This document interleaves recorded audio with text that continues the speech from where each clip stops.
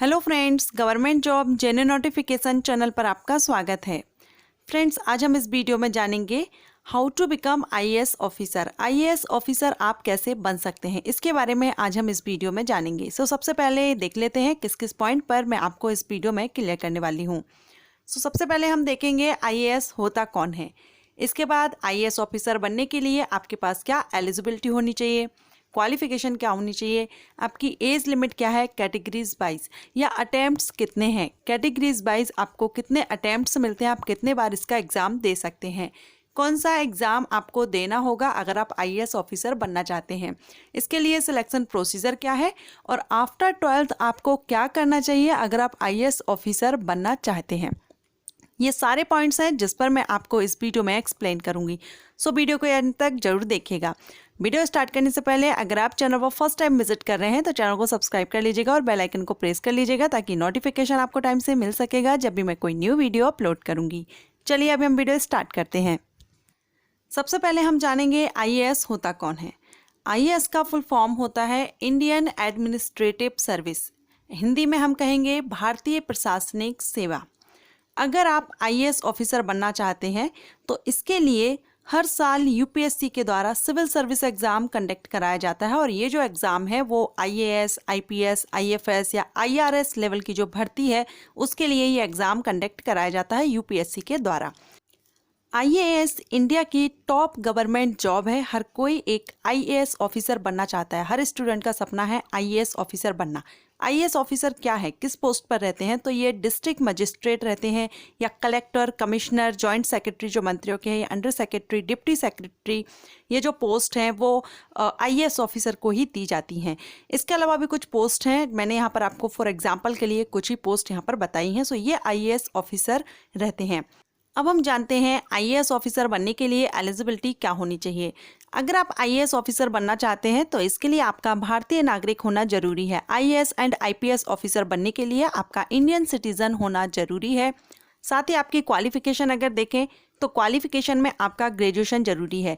ये जो पोस्ट रहती हैं, ये जो भर्तियां की जाती हैं आईएएस, आईपीएस, आईएफएस, आईआरएस, इस लेवल की जो भर्तियां हैं इसमें आपका ग्रेजुएशन जरूरी है, क्योंकि ये जो एग्ज़ाम हैं, जो भर्ती हैं वो यूपीएससी के द्वारा किए जाते हैं और यूपीएससी के द्वारा जो exam civil service exam conduct कराया जाता है उसके लिए आपका मिनिमम क्वालिफिकेशन ग्रेजुएशन होना जरूरी है।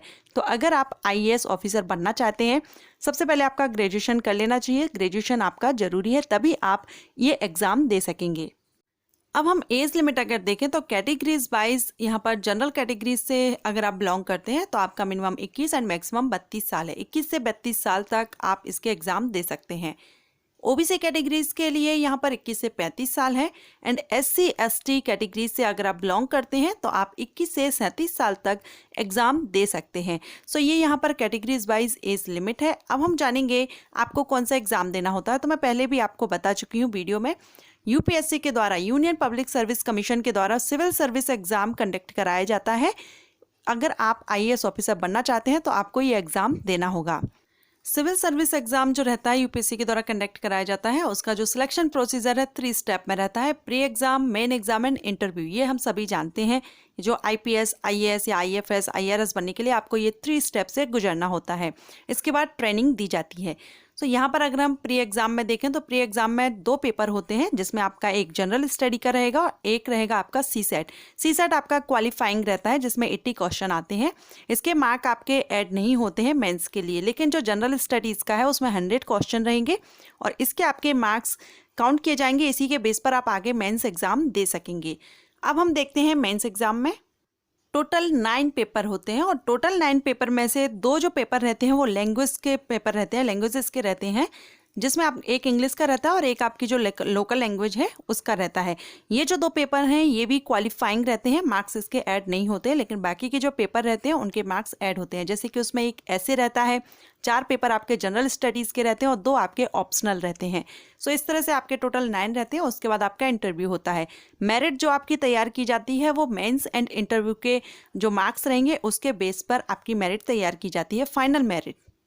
यहाँ पर मैं आपको ये शॉर्ट में ही बताई हूँ। अगर आप इसके बारे में, सिलेबस के बारे में जानना चाहते हैं, किस तरह के क्वेश्चंस आते हैं, किस किस टाइप से क्वेश्चन किए जाते हैं या ऑप्शनल सब्जेक्ट क्या रहते हैं ये सारी जानकारी मैंने इसके पहले वीडियो अपलोड किए हुए हैं। आईपीएस ऑफिसर, आईएफएस ऑफिसर या आईआरएस ऑफिसर कैसे बने। सो सिलेबस सभी का सेम रहता है, एग्जाम पैटर्न सेम रहता है। आप उन वीडियो को चेक कर लीजिएगा प्लेलिस्ट एक बार, सो आपको वहाँ पर कंफर्म हो जाएगा। अब हम यहाँ पर जानेंगे अटेम्प्ट्स कितने रहते हैं, कितने बार आप ये एग्ज़ाम दे सकते हैं। तो अगर आप जनरल कैटेगरीज को बिलोंग करते हैं तो आप 6 बार 6 टाइम्स आप इसका एग्ज़ाम दे सकते हैं। एग्ज़ाम मीन्स आपको फॉर्म भरने पर आपका काउंट नहीं किया जाएगा। अगर आप इसका एग्ज़ाम दे लेते हैं प्री एग्ज़ाम, तभी आपका ये जो टाइमिंग है वो आपकी काउंट की जाएगी अटेम्प्ट्स। सेकेंड ओबीसी यहाँ पर 9 अटैम्प्ट्स हैं एंड एससी एसटी के लिए अनलिमिटेड है।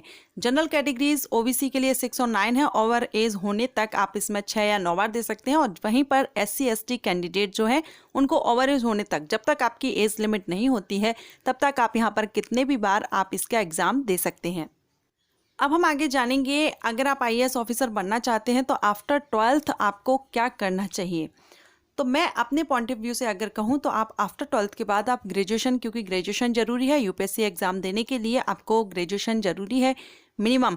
तो मैं यहाँ पर आपसे कहूँगी आपका जिस भी सब्जेक्ट में इंटरेस्ट है, क्वेश्चन किए जाते हैं मुझे कि गवर्नमेंट जॉब के लिए मैं किस टाइप के कोर्स करूं, क्या प्रोफेशनल कोर्स ज़्यादा बेटर रहेगा गवर्नमेंट जॉब के लिए, या हम सिंपल ग्रेजुएशन कंप्लीट कर लेते हैं उसके बाद गवर्नमेंट जॉब हमको इजीली मिल जाएगी। तो मैं यहाँ पर कहना चाहूँगी ये दोनों ही कंडीशन अलग हैं। अगर आप प्रोफेशनल कोर्स करते हैं तो वो आप एक लाइन अलग हो जाती है, आप उसी फील्ड में आगे जाना चाहेंगे।